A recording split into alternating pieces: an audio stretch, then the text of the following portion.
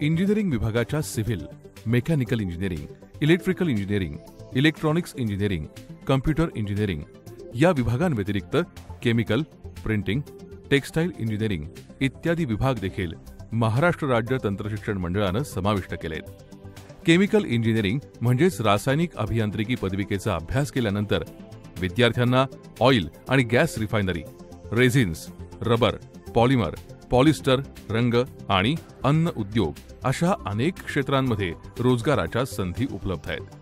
या रोजगारांमध्ये ऑपरेटर, रासायनिक अभियंता अर्थात केमिकल इंजिनियर, तंत्रज्ञ, कार्यक्षेत्र पर्यवेक्षक अशा जबाबदाऱ्यांवर काम करावं लागतं. मुद्रण अभियांत्रिकी अभ्यासक्रम अर्थात प्रिंटिंग टेक्नॉलॉजी पदविकेच्या अभ्यासानंतर विद्यार्थ्यांना अणुविद्युत टाइपसेटिंग, डेटा मॅनेजमेंट अर्थात डेटा हाताळणी प्रक्रिया, फोटोग्राफी, मुद्रण उत्पादन अशा क्षेत्रांमध्ये पर्यवेक्षक पदावर रोजगार मिळू शकतो.